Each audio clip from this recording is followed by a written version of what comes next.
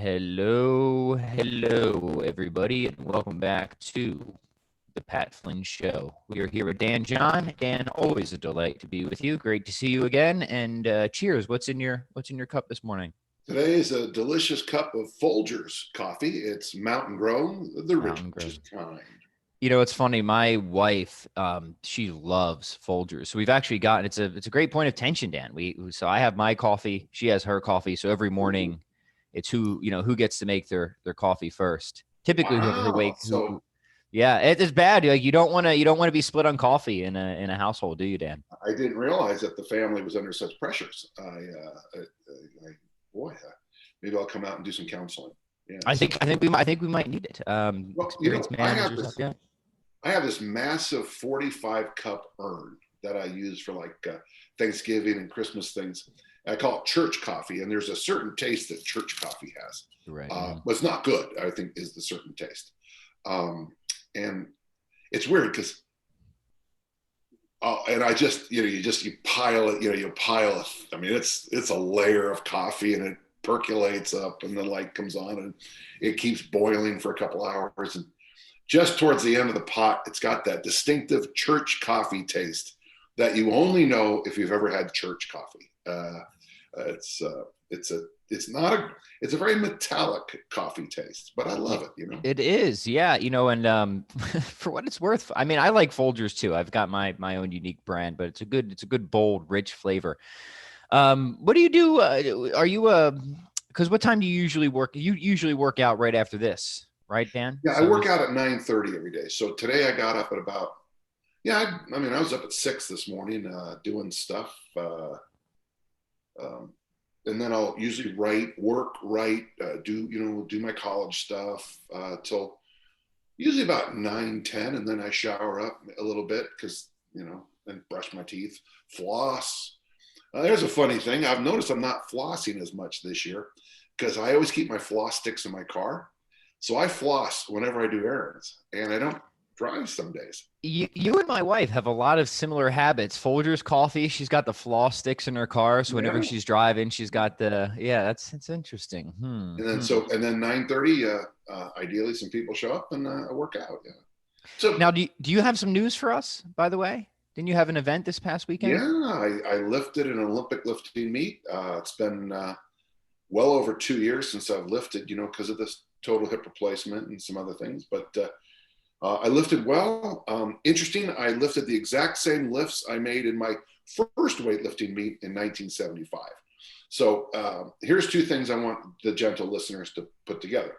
First off, I'm 63 and I lifted in a meet. And I made the same lifts I made 45 years ago. 45, maybe 46, depending on how you count on it. 45 years ago. Mm-hmm. I say that out loud. I didn't lift great. The floor, they had a rubber floor instead of a wooden floor, and I just couldn't get my feet to move. And but I snatched well. I went 5 for 6. My number one goal was to go 6 for 6. Number 2 goal was not get hurt. So I did well enough. I'm very happy. One thing I did do that was probably a mistake is I got a massage after. And it was a deep tissue massage. So all those hot spots that the masseuse found, that's what's sore. But I noticed today walking down the stairs to get more coffee, I am sore today. It used to be the 2-day lag rule. So I thought I'd be sore yesterday, but I'm really sore today. Mm-hmm. So I kind of walk a little gingerly. My thighs are sore, my butt's sore. But I lifted well. And I'll tell you something, I know this sounds weird, Pat, but I think it's really important at some level, especially if you're a coach or something like that. You got to put it out on the line every so often.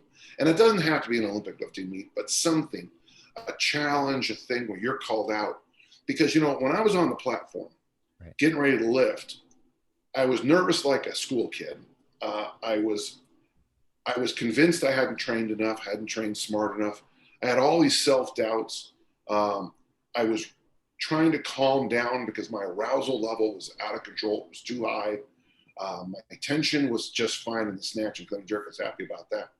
but what I'm trying to get across is it reminded me of all the lessons I need to impart on the people I work with, you know. And what happens sometimes is we get to a little bit of pontificating, if you will, or whatever phrase you want to use, where we forget the journey as coaches and trainers and stuff. That's why I like it when, you know, like I'm doing the 10,000 swing challenge next month, and there's no reason for me to do it except that a whole bunch of people want to do it in the month of January. So, you know, lead from the front. And is it smart for me to do it at my age? I don't know. But I tell you one thing, I like the rhythm my life has to go through to prepare for contests. Because of the ear infection, you know, I had to deal with the ear infection and with body weight issues. So I had to sauna up a little bit. Had to fast for almost 24 hours to make weight, which was weird because I was way under before the ear infection. I mean, way under. But that's fine. So, yeah, no. First off, congratulations and awesome. I mean, that's just so impressive and inspiring and cool. You bring up a good point. I want to talk about this, and it's something that I you know, kind of. As a young, I've struck, I think, the middle ground. You know, Dan, we always come back to this both and the middle ground. You know, when I was really young and I first got into coaching, it was I have to do everything my students do, and I have to do it better than they do, right? Every workout, every training program, and then you realize that's just pure idiocy, right? And you burn out. And then you're actually a worse coach because of that, because you're too focused on yourself, not your clients. But then there's the other extreme where the coach is almost completely detached from a process. And they never show that daddy still got it. You know what I mean? Like every once in a while, you got to go out and you got to nail that 360 tomahawk jam just to let them know who's still in charge, right? Or at least that you still got a little, you know, oomph behind it. And I think that's what we're getting after. And not just showing like, you know, that you've been there, you've done that, which is good and cool, but also that leadership role. So I want to talk about that, because what is that balance a coach should strike of both leading from the front, but not getting so consumed in that they forget about being a coach and they only focus. You know what I'm saying? Oh yeah, I've gone to high school track practices where the coach gives about it. We got a track meet on Wednesday. And then they take the runners out on an 8-mile run. And the coach comes in and I can see him, you know, whatever, an hour later, he's doing all the math on his thing because he's getting his workout in. And so to me, that's the wrong place to be. And by the way, I've seen that a lot, you know, where the coach gets their training session in. But at the same time, you also, and I've seen good coaches coach from chairs because of physical issues and stuff, but you're right.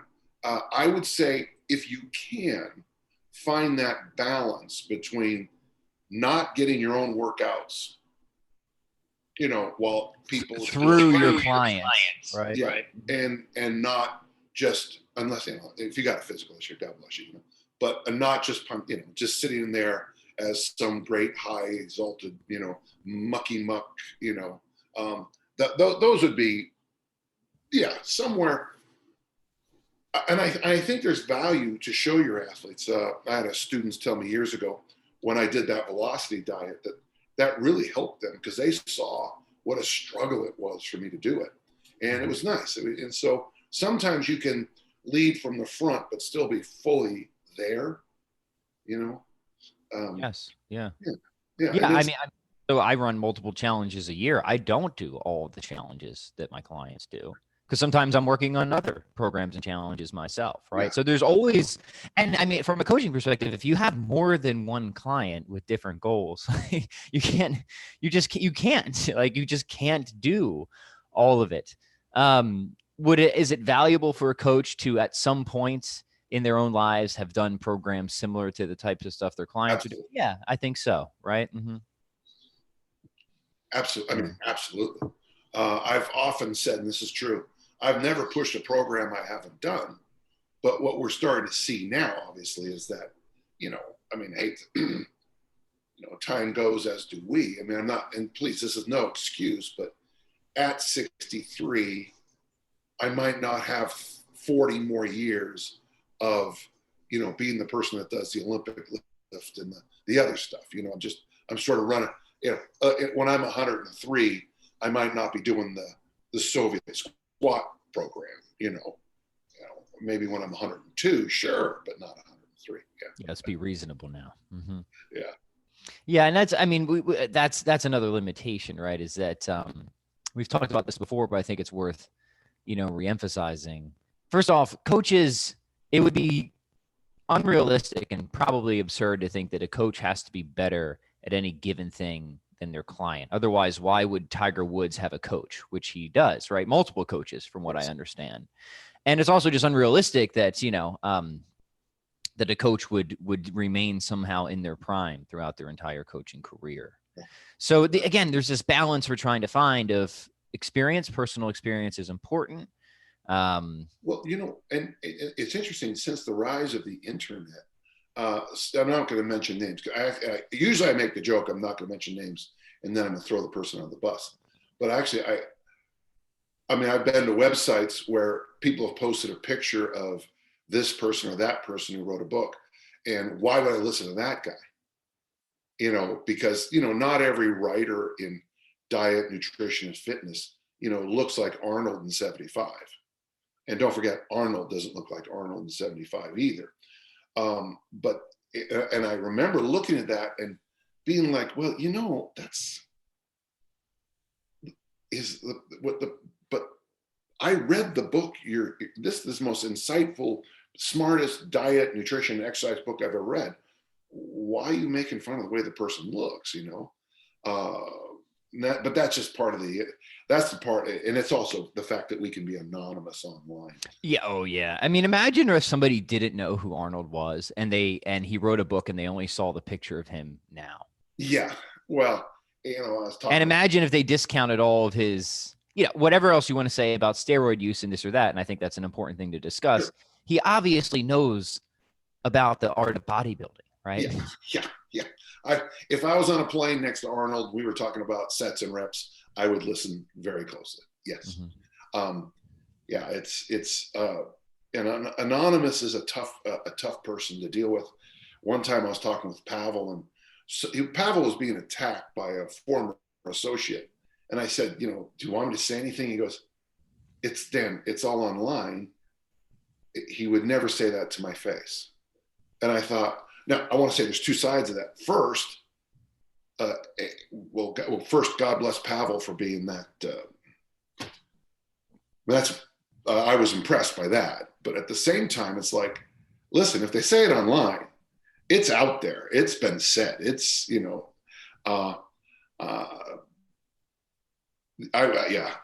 I've made a few mistakes online in my career, and I regret every single one of them.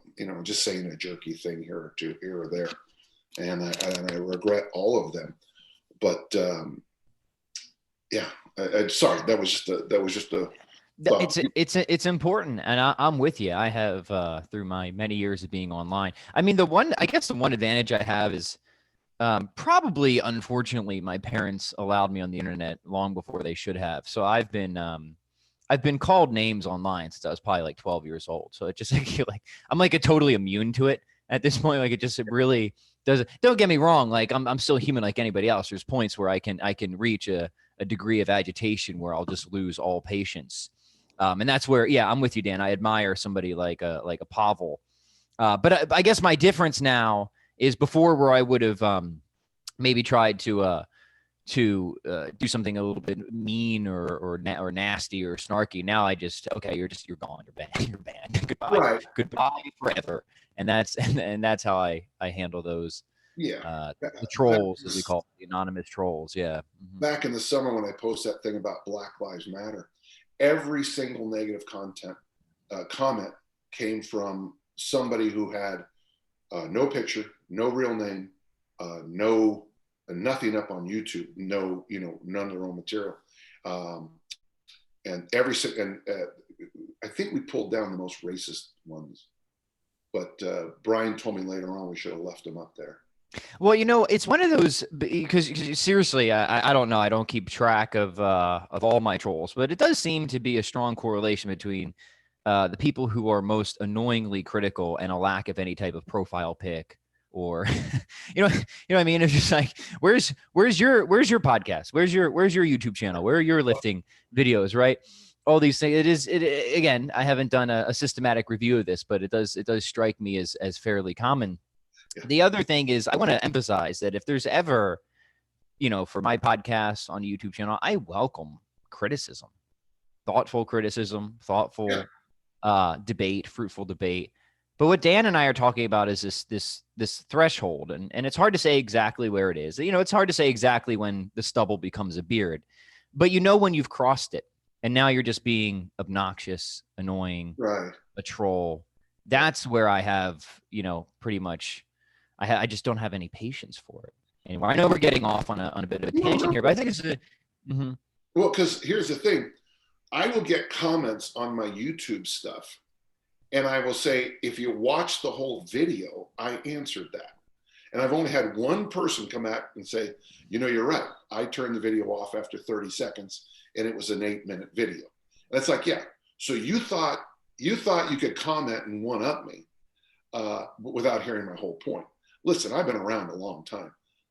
I mean, in the fields I work in, there is no, I'm not going to do, if I'm on the Joe Rogan show, I'm not going to sit there for 2 hours and go, yes, no, yes. Does lifting make you strong? Yes. Does reducing carbs help lean out some people? Maybe yes. I mean, come on. I mean, to me, that would be rude. I mean, I like the complete answer. I mean, to the death of some of our listeners, I'm sure. Yeah. I will be commenting on my gasping breaths. I'll be finishing up a paragraph. Yes. Let's get you on the Joe Rogan show. People go, how do you do that? I know Pavel's been on there, right? Yeah. Maybe because that would be a great discussion. In fact, I just finally watched at least a segment of Pavel's chat with Rogan, and I thought it was quite interesting. He was talking about. I would like to get your thoughts on this, Dan. Apparently, I forget how many years he says he's been doing it for, but apparently he says he's been doing just swings and dips. He's doing explosive dips. He's got that elbow problem, and the truth is, I mean, you can. If you have the courage just to do 2 exercises and one of them is the swing, you'll be okay. We were having this conversation the other day, Mike and I, about the Florida weightlifting championship is bench press and clean and jerk. I mean, if you just did bench press and clean and jerk, I mean, that's not. I tell you one thing, it's pretty popular. If you're going to do 2 exercises, do 2 big exercises. I think if you can handle the dip, I mean, it's an extraordinarily nice. He does an explosive dip at the top to take the pressure off of his bad elbow. Oh, that's interesting. Now, what's Dan John's prescription is if you're going to do a 2 exercise program, at least add goblet squats, right? Well, that'd be the warm up. If you're going to do 2 exercises, and I'm a huge fan of this, the best I've ever done, and it wasn't 2 exercises, it was 2 days a week, but I snatched and that's right. Snatch and bench one day, and then clean and front squat the other day. Clean and back squat the other day. That was the best minimal program I've ever done. However, I look at it now, and I would say, it sounds so weird, but I would bench both days and then do an Olympic lift on one and a squat on the other. It seems to me that if you're going to press, you got to press a little bit more often than once a week. That's just my experience. Yeah, pressing responds well to frequency, doesn't it? I think that's right. And people say the same about squatting, but when you're trying to throw, if you squat too much, you just you kind of get your exhausted legs get in the way of high performance. So let me ask you, all the questions are just going to be coming from me today, I guess, but hopefully they'll be relevant to the listener. One of the programs that I used when I had to get the old press up for the old kettlebell cert challenges, and it worked quite well, it was 3 days of pressing a week. You had 1 heavy day, 1 explosive day, and 1 sort of just greasing the groove day. somebody comes to you, Dan, and they say, yeah, I need to hit whatever the press, I don't even know what the pressing standards are for Sure. the different certs these days, but they need to get their press up. What are you going to have them? Well, I What are still you gonna have have to just do the basic preparation that Mike Brown and I put together. The rite of passage, basically, clean and press, clean and press, clean and press, clean and press. If someone is stalled in the press, then generally ask to see a video, because sometimes their technique is in their way. But for me, I've come at this, if you don't mind, this is a 2020 answer.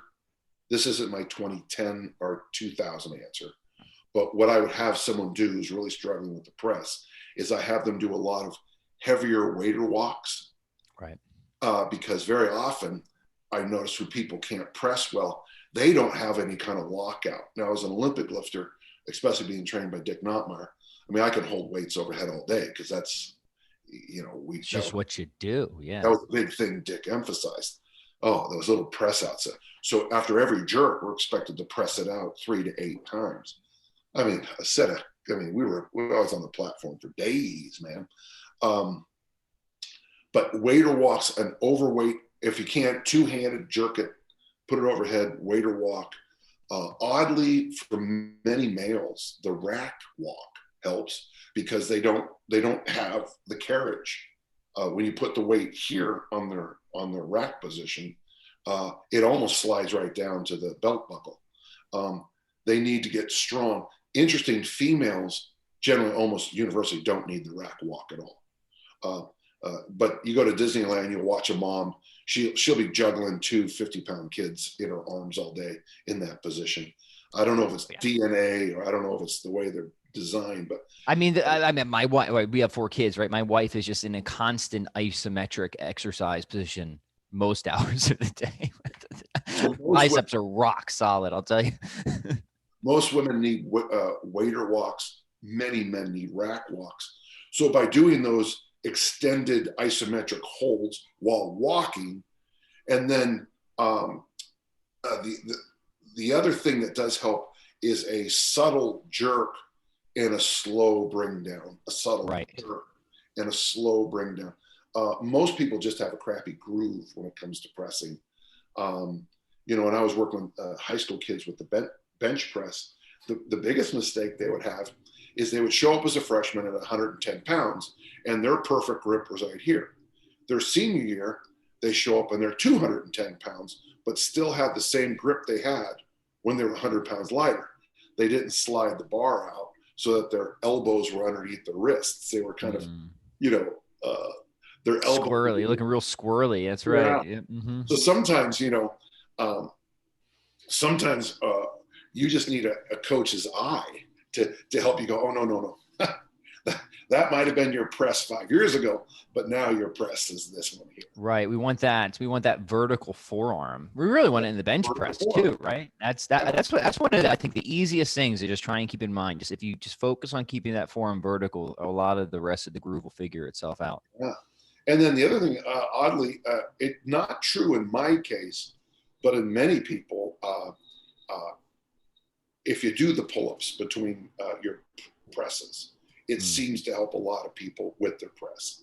Not with me. Of course, the first time I ever saw the beast, I pressed it. So it's not bragging. I'm just saying. Then you took it out for a beer. Yeah, I mean, I've pressed a big deal. I pressed it 13 times at the California RKC. So I mean, there's a chance I might not have to worry about the press as many people have to. So yeah. Right. Yeah, I could chin the beast. I've always been a lot stronger at the pulls and the overhead pulls than I have presses.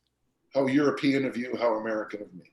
Indeed. Yeah, when I go to Europe, the people I work with, I mean, the pull-ups are just, it's like bing, bing, bing, bing, bing, bing, bing, and they can't press. Here in the States, everybody presses well generally, but the pull-up is a disaster. Can't pull. You want to be somewhere in the middle. Yeah. So I guess this is turning into the pressing episode, which is cool. I don't know if we've done a full conversation on this yet, but hopefully this will really help a lot of people. What is, I'm curious, because I really just haven't kept up in the kettlebell cert world much. What are the standards right now? And do you think that are those the standards that you would set if you were the the chief overlord or Well, whatever. if I was in charge of like, for example, with the RKC2, I go back to what you're supposed to. So after you get your initial cert, and by the way, I think the standards are just fine in that first cert. You should be able to, I think gentlemen have to press the bell 4 times with the 24 or something like that. 4 times. Interesting. Yeah, I don't know. Yeah, it was 5. It was 5 back in the day. I don't. And if I'm wrong on that, I'm just wrong. Don't worry about it. But the idea after that cert was you're supposed to do 2 things. And I'm one of the few people I know who's done it. So you're supposed to slide up to the 10-minute Secret Service test, which is for gentlemen, you take the 24, ladies the 16, and you snatch the bell 200 times in 10 minutes and press a half body weight bell. Half body weight bell, 1 arm, single. And back after my RKC, Coach Barbiero and I went into the weight room one day, and he said, on your marks, get set, go. And I walked over to the beast. We had 110 pounders, so 4 pounds more. And I pressed it, and then I walked over and I did the Secret Service snatch test. And I literally only did the 200 because I had no interest in anymore. And so that's what you were supposed to do. So and real quick, I actually really like that. I have an old video on my YouTube channel if people want to see me do it. So I did do a little, I went over 200. I think I got 213 or something like that. Oh, that's impressive. Which, yeah, skinny little lad like myself. Again, there's some things that I'm just naturally good at. Snatching, pull-ups, those things. There's other things I've had to work very hard at. Yeah, it makes sense. Like the military press. Mm-hmm. But lots of good pull-uppers are good in the snatch test. I've noticed that. So here's my thought for the next level up, the RKC2, that there's only 2 tests on the whole weekend. It's that's it. Those 2 tests. That's it. And then you learn how to coach the whole world of it, and all you have to do is be be able to coach the movements, the windmill and that family of stuff. Yeah, I like that. That's a good minimalist test, because to do the 200 rep snatch test, you really got to have a lot of ducks in a row. Like, you do have to be well conditioned. Your technique's got to be on point. You got to know the hinge really well. And let's be frank, like, you need some grit, right? Like, there's a big difference. Like, you need grit to get to 100, I think, but that next 100 reps is just especially nasty. Well, it really is. My thought for the higher cert is that there's a bunch of 24s and there's a bunch of 16s. And maybe you'll have to have a beast, but honestly, or just pick up 2 24s. But just, make it and someone will say, well, I can't jerk the double 24s. Well, then this isn't the cert for you yet. If a male says I can't jerk double 24s, which isn't I don't think an outstanding achievement, but still maybe this isn't the cert for you. Right. Does that make sense to you? Makes perfect sense to me. Not everybody needs to do everything at all times. I think and the idea that you're shipping in 1,000 different bells, to me, just gets in the way. And I think, everybody has a 24. All the ladies, the ladies have their 16s. When they group together, then they got doubles. When you and I work together, then we have our double 24s. And the other thing I'd like to do, if possible, is at the 2 event, you keep the bell. Oh, that's cool. Yeah. Yeah. So a little trophy. Yeah, here you go. Thank you so much. And and I love discussing standards, because again, where's that middle ground, especially for certs? Because there's the one extreme where it's just a hazing event, and we've expressed that, okay, if that's what you're doing, then just call it what it is, but not a certification.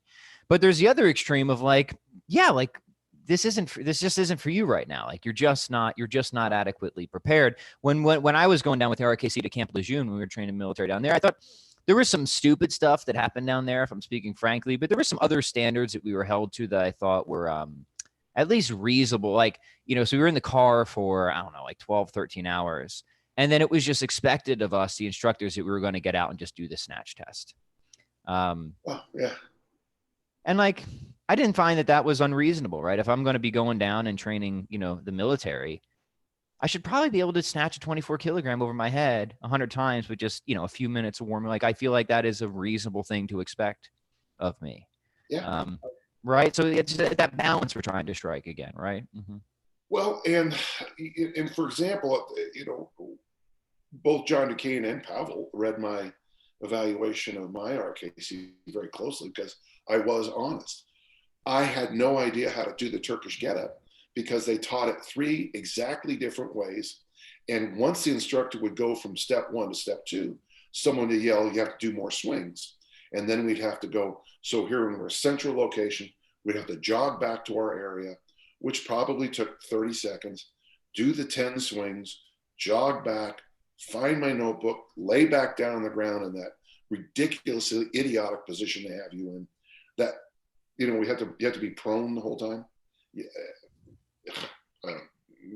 there's whatever. I just noted that I couldn't follow the instructor. And I don't want to be a douche about it, but, I am a Fulbright. I used to speak multiple languages. I'm not an idiot. Not a complete idiot. And so if I can't follow something, I'm not saying, but if I can't follow it, God bless what's going on with some other people, Right. Yeah. I always like to tell people I'm not quite as dumb as I look. Close, Yeah, but right. Exactly right.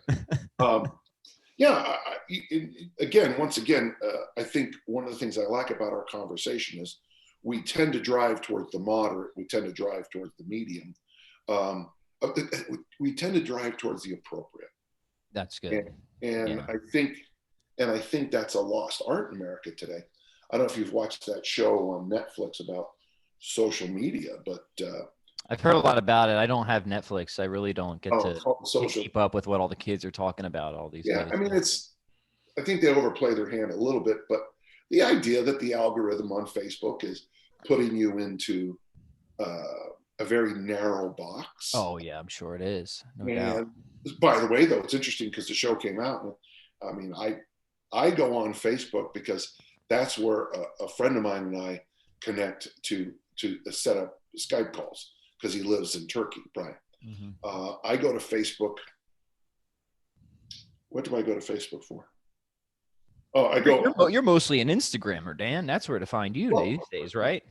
Well, yeah, but Facebook is. I mean, it's not a good place to go. I mean, it's not like it was, in 2007 when you would go in and it would be like you would find out about friends. Now it's just political ad.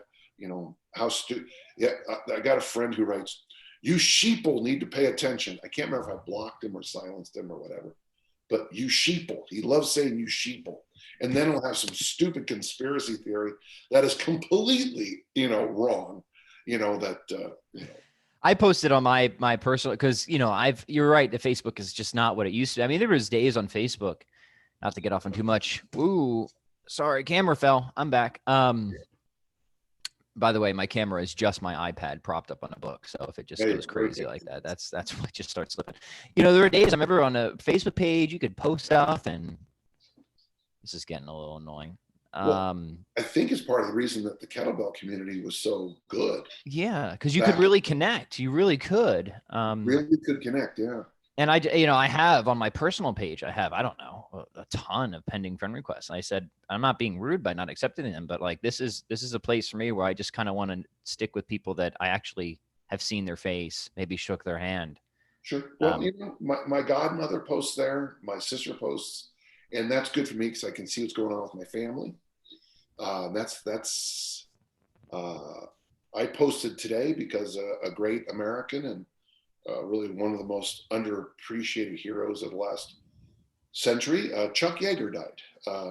The man who broke the sound barrier. Yeah, tell us about Chuck, Dan. A little tribute, if you don't mind. No, he was like many. He signed up to fight in World War II. He became a pilot. He had lots of missions. He shot down 13 Nazi fighters. He had to bail out, and it's a great story. If you ever read his autobiography. It's a great story of how he got out of Europe, how the French resistance helped him.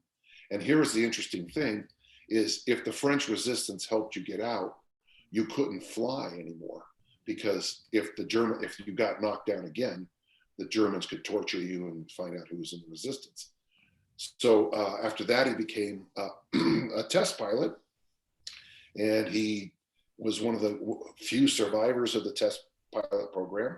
He was on the first list of people to be astronauts, but I can't remember why they didn't want him as an astronaut. I think it was because he was a little rough around the edges. They wanted all the astronauts to be, Boy Scouts, the all-America boy kind of thing. And he retired in 1975 as a brigadier general, which is kind of interesting. When you think about it, he retired when I was lifting in my first weightlifting meet. And about that. And now 45 years ago, he comes to an end of his life. The movie The Right Stuff does a real nice job with him. But like I said, The Right Stuff by Tom Wolfe does really a nice job with him. He is sort of the hero of the book. Tom Wolfe wrote those books that were literary historical books, so well-written histories. The Right Stuff's very good. But Yeager's book, I think it's called Yeager. I think it's called simply Yeager. If you like any kind of aviation history, it's a great read. So to Chuck Yeager. To Chuck Yeager, God rest him. And yeah, we always have to give at least one reading recommendation per episode. So There you have it. There you have it. I want to actually read more biographies this year. I've every biography I've read, I've generally enjoyed. So I want to. Biographies are oddly good, aren't they? They really are. Mm-hmm. Yeah. I'm reading a book right now. It's about it's somewhere in the house, but it's a guy who joined the military right after World War II, fought in Korea. He was a Mustang, so that's an enlisted man who becomes an officer, kept riding the ranks, and he became very critical of the military, and it's a very good book. I'll if I can remember the name, I will, but don't worry about it. I thought it was right next here. time. Next time on the Pat Flynn podcast. Indeed. All right, Dan, shall we head to some questions then? Let's head to some questions. This one comes from Sean. Looks like he's looking for some minimalist recommendations. He says, if you had the option to train with kettlebells where you only have pairs of 16, 20, and 24, what would your training program look like? Well, that's the best combination of bells I can think of. I mean, here's a nice little workout. Put the 20s together, then put the 16s, and then put the 24s, and just do we call it conga line. Bum bum bum bum bum bum. Okay, and you go so double clean and press the 20s, double clean and press the 16s, double clean and press the 24s, and you just keep going through and going through and going through. You can also do that with the armor building. Double clean for 2, press for 1, front squat for 3, go to the next bell, and try to do that as often as you can. I think double 20s is probably I mean, I hate to call it ideal, but for what I've seen most people train with, it's a really doing double 20s in the front squat. It's a good way. It's a killer diller. Yeah. Mm-hmm. First it kills you, then it dills you. Yeah. So conga lines, armor building, and of course, with the set you have everything. Don't overthink it. The other thing, since you have 6 bells, it doesn't work well. So pull one of the bells out. Let's just say the first time, take one of the 24s out, but put the other 5 bells in a totally random order. Don't go heaviest to lightest or lightest to heavy. So start off with your left hand, clean and press left, then slide over, clean and press right, clean and press left. And when you do all 5, you come back and then you do right, clean and press right, clean and press left. And that's, by the way, that was when you finish it twice, that's 10 reps. If you do it, and if you do it 4 times, it's 20. And it's a nice little workout. You can also do that for goblet squats. You pick it up, goblet squat the first, goblet squat. You go through that twice. That's 10 goblet squats with varying weights and various setups. Yeah, you've got everything you need, Sean. Yeah, you're good to go, Sean. So hopefully those are some good ways of getting started. Well, I know they're good ways of getting started. Next question comes from Ian. Wait. So we have a Sean, and then we have an Ian. Now, do you know why that's important? No. So the name John is in Irish, it's the Sean, and then it's Ivan in the farther as you go farther east, and then it's Ian in certain places. Those are so Sean, Ian, John, Ivan, all the same name. Dan John, not a complete idiot. How about that? Not a complete little. There's your English. There's your language lesson for the day. There you go. Okay, I don't know if there's some deeper, like, subliminal messages going on here. Maybe it's a conspiracy, Dan. Well, they're tired of calling themselves Mike and Matt. So there you go. Yeah, no, we haven't got a mic so far yet. So, okay, when it comes to teaching tension to a beginner, do you have 2 to 3 drills that are your go-to? Me? Yeah. If none of unless it's specified, I just do assume on this that the questions are for you, Dan. So okay. I'll at least let you have the first swing. Push-up position plank, because I think it gives us ample opportunity to squeeze your heels together, squeeze your knees together, squeeze those armpits, grab the ground, corkscrew into the ground. And then the second one is the glute bridge. And it gives us ample opportunity to, depending on which way you're going to either squeeze in a medicine ball between your knees or pushing a glute loop out, making your ab wall contract. And then if I was going to say a third and fourth, it would be the goblet squat, because that's movement with tension. And then the suitcase carry, because that's movement with tension. So you teach tension with the glute bridge, the hip thrust, and the push-up position plank, and then you graduate to goblet squats and suitcase carries. How about you? Nothing much to add, except for we just had this a conversation on what did we say last week? Because we just talked about this with the squat. Remember? It's escaping me, my old age. Anyway, go back and listen to that, because I remember it being very good and helpful for teaching bracing. We talked about bracing in the squat. So yeah, I consider the squat family moving planks. Yeah. I consider the loaded carry family moving planks. So when you're teaching tension, it's great to teach tension with the standard. By the way, you can teach tension with the hang too, but it's a little more subtle. Of course, the grip's the key. But the push-up position plank, the glute bridge. Okay, do you understand the concept? Now let's add to it by moving. Yeah, let's integrate it, right? Mm-hmm. Yeah, isolate, then integrate. I think that's what we're getting at here. So very good. Isolate, then integrate, then improvise. All right. Next one. Rob wants to know, what are some sled dragging workouts for improving endurance? So Dan, I know, play around with the sled on a pretty regular basis. So.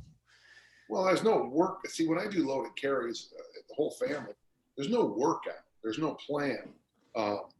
When we were back doing the sleds a lot, I don't have the situation like I do now. I had a better situation then for more sleds. I don't have it now. But basically, you just hook it up and you go until you're tired, and then someone else jumps in.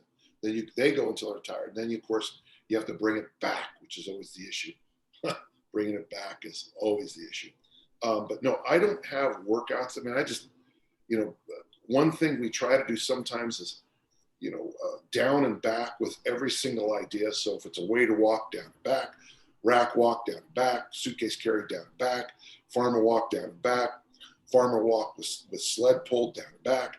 And the key, of course, is what that down and back is.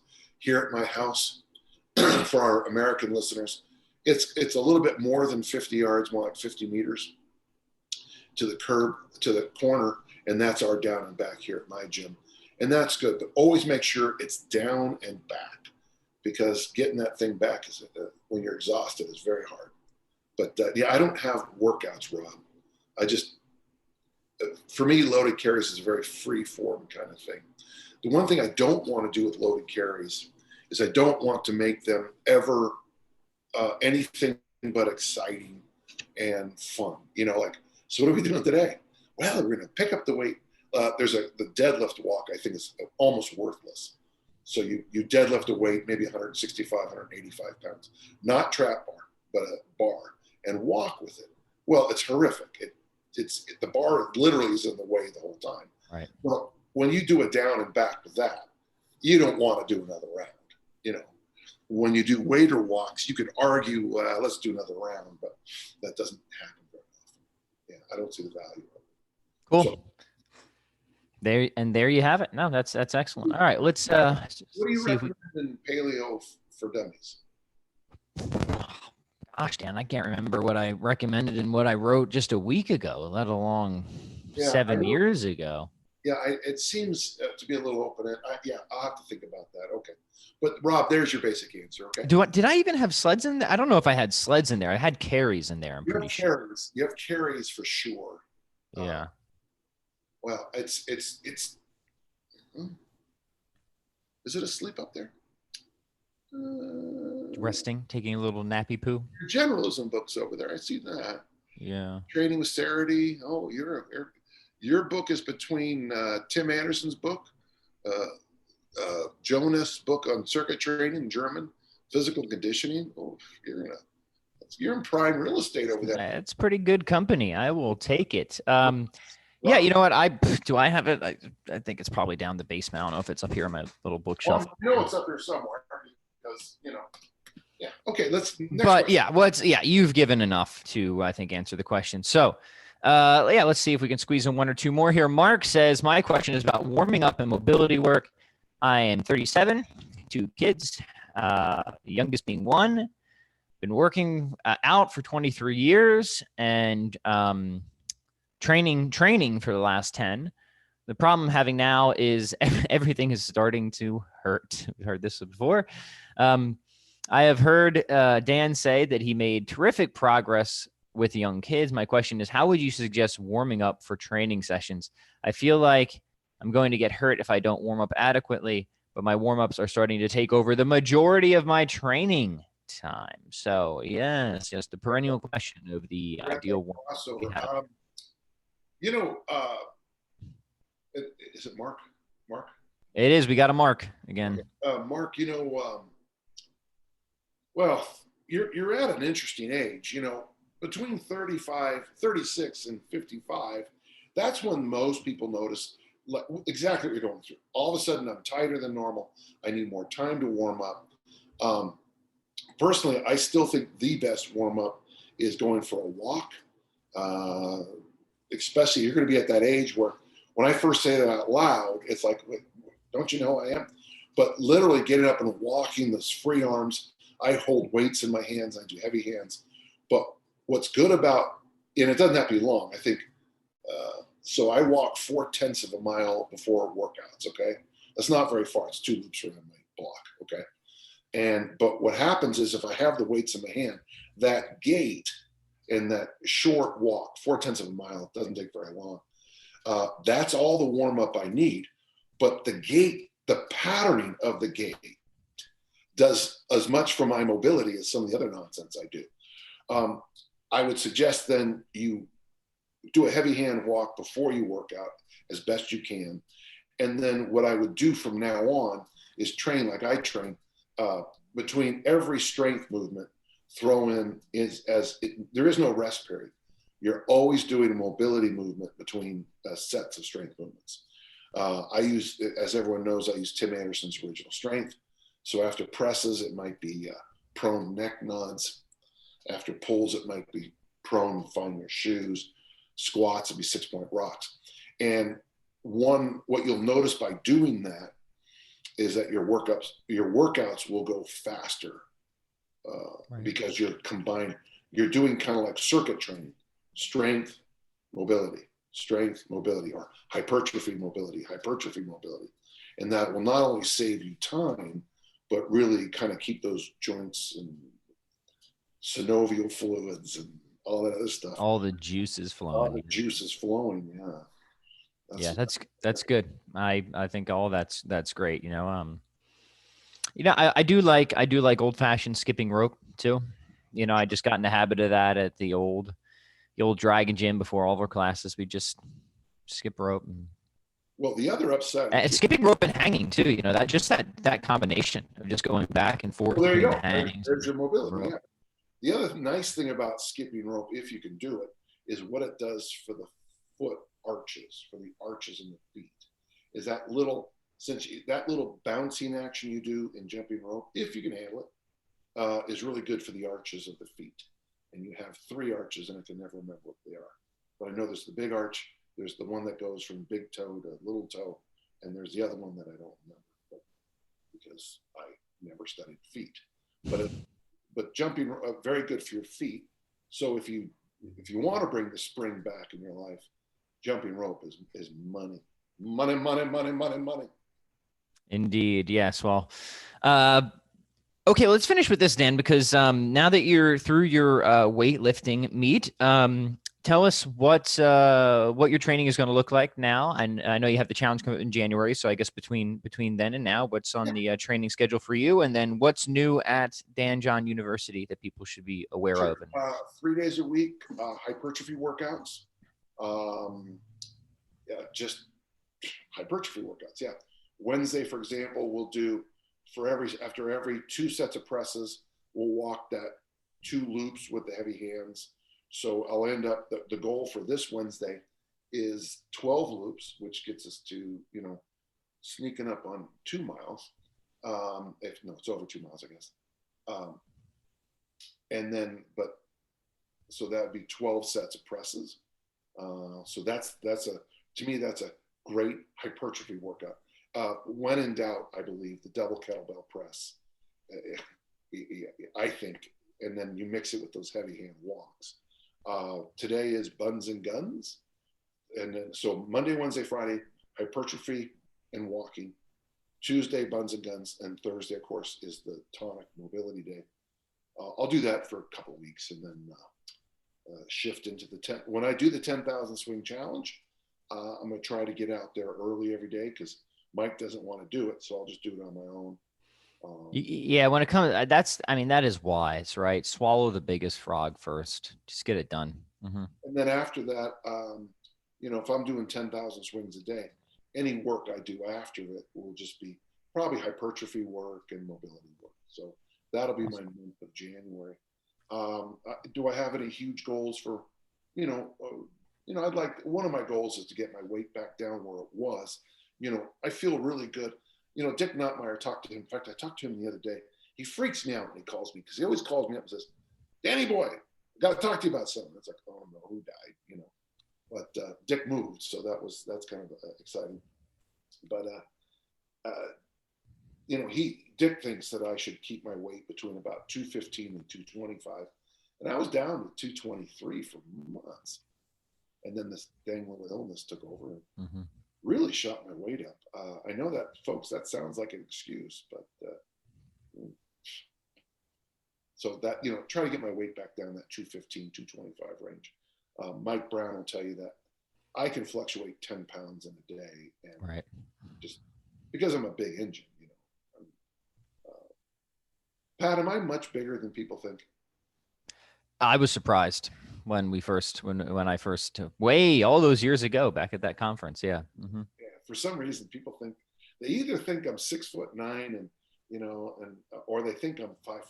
There's no middle, Yeah, much. Yeah. So my body weight can fluctuate a lot, and it has no. It just does. It just is what it is. So what's okay? So that's very cool to hear about. What is going on at the university this week, Dan? There's been a massive upgrade to make it more smartphone friendly.